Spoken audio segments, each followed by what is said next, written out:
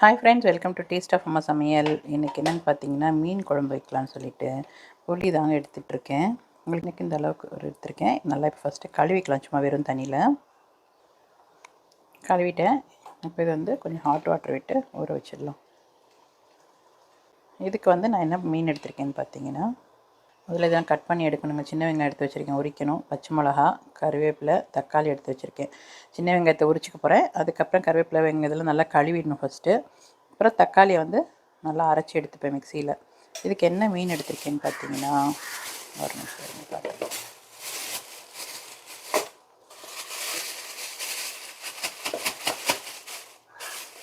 வெள்ளைக்கிழங்கா பார்த்தீங்களா, இதாங்க எடுத்துருக்கேன். நல்லாயிருக்கும் இது. முள் பார்த்திங்கன்னா சென்டரில் ஒரே ஒரு பீஸ் தான் இருக்கும், முள் ரொம்பலாம் இருக்காது.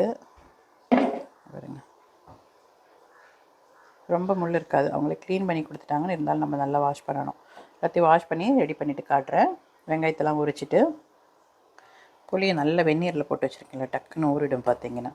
அது வரைக்கும் நான் போயிட்டு வெங்காயத்தை உரிச்சிட்டு அதுக்கப்புறம் மீன்லாம் க்ளீன் பண்ணிவிட்டு திரும்ப நான் எடுத்து காட்டுறேன் உங்களுக்கு எப்படி இருக்குன்னு. இப்போ பார்த்தீங்கன்னா தக்காளி நல்லா அரைச்சி எடுத்துக்கிட்டேன். அதுக்கப்புறம் சின்ன வெங்காயம், பச்சை மிளகாலாம் நல்லா நறுக்கிட்டு பிறகு நல்லா கழுவி அதுக்கப்புறம் நறுக்கி வச்சுருக்கிறேன். புளி தனியும் கரைச்சாச்சுங்க. நல்லா இன்னொரு தடவை தாளிக்கும் போது கரைச்சிப்பேன். நல்லா கரைச்சி எடுத்துட்டேன். மீனும் பார்த்திங்கன்னா மஞ்சள்லாம் போட்டு உப்பு போட்டு நல்லா வாஷ் பண்ணி எடுத்து வச்சுருக்கேங்க. இப்போ குழம்பு தாளிக்க ரெடி பண்ணிடலாம். எண்ணெய் சூடாகிடுச்சுங்க. இப்போ நான் கொஞ்சமாக வெந்தயம் சேர்த்துக்கிறேன் தாளிக்கிறதுக்கு. அதுக்கப்புறம் ஜீரகம் கொஞ்சம் சேர்த்துக்கலாம். நல்லா பொரியட்டும். அதுக்கப்புறம் கட் பண்ணி வச்சுருக்கிறதெல்லாம் சேர்த்துக்கிறேன். இப்போ கட் பண்ணி வச்சுருக்கிற வெங்காயம், பச்சை மிளகா, கருவேப்பிலை எல்லாத்தையும் எண்ணெயில் சேர்த்துக்கலாம்.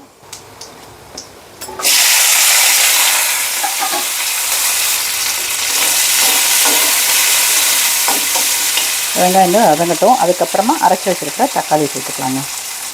மீன் குழம்பு நல்லா வதங்கிட்டுருக்கு. இந்த பக்கம் பார்த்தீங்கன்னா முட்டை வேக வச்சுருக்கேன். மீன் குழம்புக்கு முட்டை இல்லைனா எப்படிங்க, அதனால முட்டை வேக வச்சுருக்கேன். வெங்காயம் நல்லா வதங்கிடுச்சு. இப்போ அரைச்சி வச்சுருக்கிற தக்காளி சேர்த்துக்கிறேங்க. இப்போ இதில் பார்த்தீங்கன்னா கொஞ்சமாக உப்பு சேர்த்துக்கலாம். குழம்புக்கு தேவையான அளவு உப்பு சேர்த்துக்கிறேன். அதுக்கப்புறம் அதுலேயே கொஞ்சமாக மஞ்சள் பொடியும் சேர்த்துக்கிறேங்க. சேர்த்துட்டு நல்லா வதக்கி விடுங்க. 2 நிமிஷம் வதங்கட்டும். வதங்கினதுக்கப்புறமா காரத்துக்கு மிளகாத்தூள் சேர்த்துக்கலாம். தக்காளி பாருங்கள் நல்லா வதங்கி கலர் மாறிடுச்சு. இப்போ இதுக்கு காரத்துக்கு மிளகாத்தூள் சேர்த்துக்கிறேங்க. குழம்பு பொடி. இந்த குழம்பு பொடி எப்படி பண்ணுறதுன்னு என்னோடய சேனலில் இருக்குது. உங்களுக்கு வேணும்னா பாருங்கள், ரொம்ப நல்லாயிருக்கும். நீங்கள் எல்லாத்துக்குமே சேர்க்கலாம். நான்வெஜ்ஜு, வெஜிடேரியன் குழம்பு எல்லாத்துக்குமே சேர்த்துக்கலாம். சூப்பராக இருக்கும். நல்லா லேசாக ஒரு வதக்கிட்டு புளி தண்ணி சேர்த்துக்கலாங்க. பாருங்க, எண்ணெய் பிரிஞ்சு வந்துட்டு பார்த்தீங்களா, தக்காளியிலேருந்து இந்த பக்கம் தக்காளியில் நல்லா வதங்கி எண்ணெய் பிரிஞ்சு வந்துச்சு பார்த்தீங்களா. இப்போ நான் கரைச்சி வச்சுருக்கிற புளி தண்ணி சேர்த்துக்கிறேன்.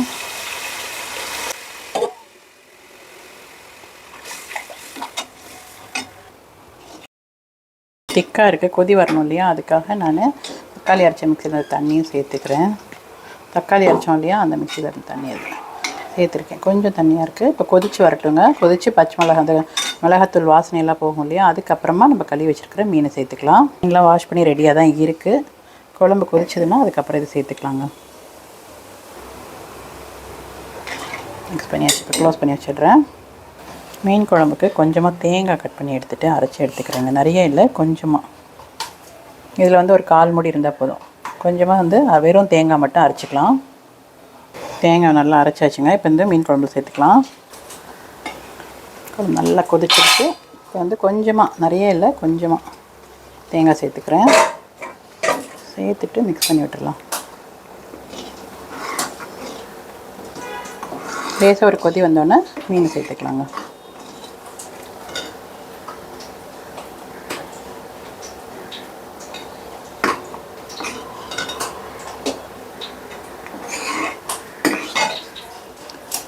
கொதிக்கட்டும். இப்போ குழம்பு நல்லா கொதிச்சிருச்சு. நம்ம க்ளீன் பண்ணி வச்சுருக்கிற மீனை சேர்த்துக்கலாங்க.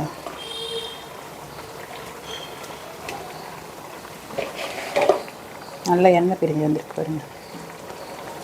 சேர்த்துட்டு ஒரு 2 நிமிஷம் நல்லா கொதிக்க விட்டுருங்க. லைட்டாக கிண்டி விடுங்க, ரொம்ப போட்டு உடச்சிடாமல் லேசாக. சூப்பராக கொதிச்சிருச்சு. கட் பண்ணி வச்சுருக்கிற கொத்தமல்லி மேலே தூவிட்டு குழம்பு ஆஃப் பண்ணிடலாம். டேஸ்டியான சூப்பரான மீன் குழம்பு ரெடி. பாருங்க, மீன் உடையாமல் சூப்பராக இருக்கும். அந்த மீன் மட்டும் பார்த்திங்கன்னா இது பேர் வந்து வெள்ளைக்கிழங்குன்னு சொல்லுவாங்க. எண்ணெய் பிரிஞ்சு ரொம்ப நல்லாயிருக்கும். சுட சுட சாதத்துக்கு சாப்பிடும்போது செம்ம டேஸ்ட்டாக இருக்கும். பாருங்க, மீன் உடையாது, ரொம்ப சூப்பராக இருக்கும். இப்போ ஆஃப் பண்ணிடலாம். நீங்களும் இதே மாதிரி ட்ரை பண்ணி பார்த்துட்டு எப்படி இருக்குன்னு சொல்லுங்கள் ஃப்ரெண்ட்ஸ். பிடிச்சிருந்தால் லைக் பண்ணுங்கள், ஷேர் பண்ணுங்கள், மறக்காமல் என்னுடைய சேனலுக்கு சப்போர்ட் பண்ணுங்கள்.